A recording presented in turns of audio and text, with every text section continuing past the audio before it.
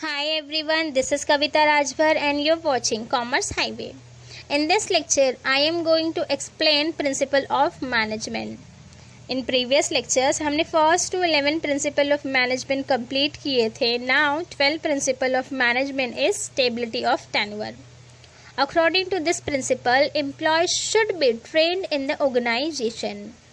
Stability of tenure का मतलब है एम्प्लॉय फ्रीक्वेंटली एक जॉब से दूसरे जॉब पे मूव नहीं होने चाहिए.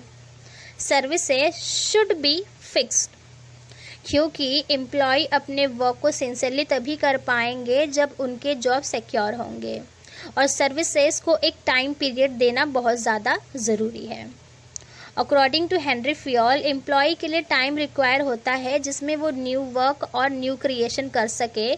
अगर एम्प्लॉय को टाइम लिमिट ही कम प्रोवाइड होगी तो he will not able to complete their task और services on time, and as a result the time, efforts and money spend on training the worker will go waste.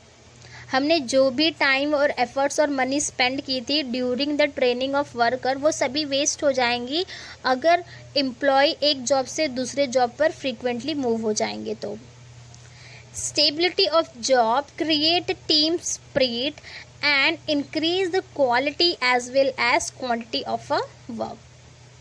13 principle of management initiatives. Initiative means going beyond basic requirement to achieve something significant, and also initiative means in management employees should be allowed to express new idea. This encourage interest and create added value for the company. According to Henry Fayol, employees initiative are a sources of strength for the organization.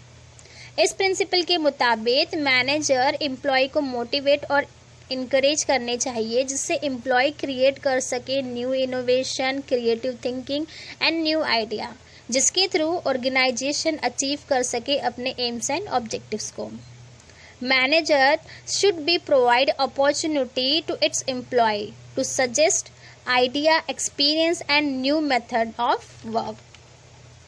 Now, last principle of management is Esprit de Corps.